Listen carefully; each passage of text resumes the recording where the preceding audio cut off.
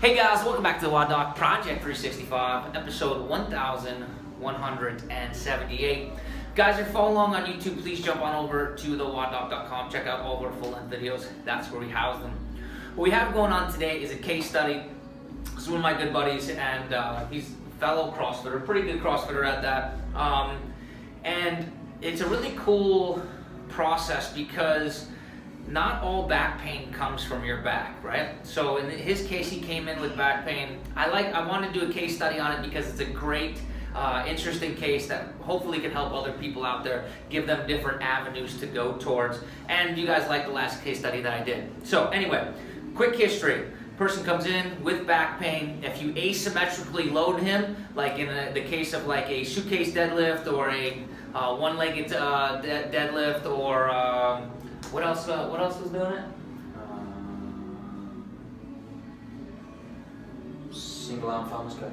No, I already said that. Oh yeah, or farmer's carries. He's not too quick on these answers, but that's okay. This would any type of this asymmetrical loading would give him pain, right? So we tested him in sagittal plane mechanics, frontal plane mechanics, and transverse plane mechanics. Extremely strong in sagittal plane mechanics. His deadlift is great. But whenever we go into that frontal and transverse plane, we see these large discrepancies, okay? So initially we were looking at strains in the back and everything else like that, but then what happened is while working on him, he talked about there be some pulling underneath in that gluteal crease region. For those of you guys that don't know, that's back in that PSIS, ischial tube region, right back in there, when I was working on his back. So that pointed me towards the pelvis, and we said this before that these suitcase deadlifts were giving him pain at a relatively light weight. So here's what I did. For those of you guys that know your anatomy, we have the ASIS on the front and we have the PSIS on the back. These are both positions of your pelvis. All right. So what we're doing here is we're correcting or holding, supporting rotation. Okay, and having the athlete do the activity that creates pain. Right. So in this case, the suitcase deadlift created pain. So here's what I'm doing here is I'm go ahead and I'm just going to look at both sides.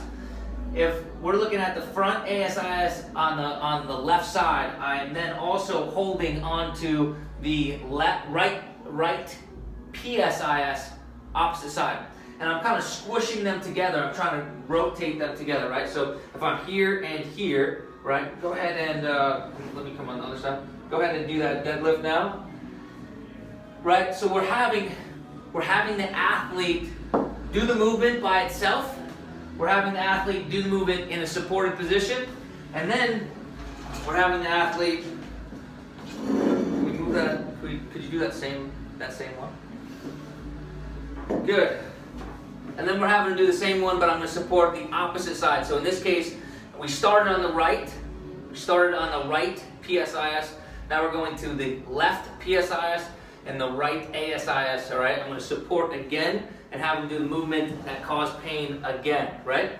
In this case, for Sam here, we were able to drastically reduce the pain that was created with that movement, that suitcase deadlift. So that pointed us away from this low back stuff, more towards the pelvis stuff.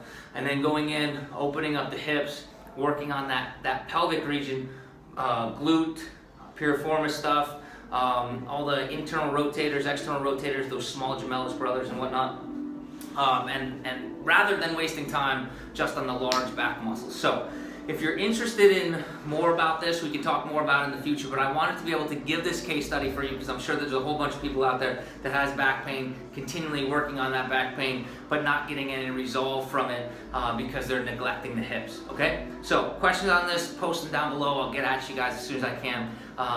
But for now, we gotta go. Guys, until tomorrow, we're optimizing function to optimize performance. Thanks, by the way. Thanks for being an awesome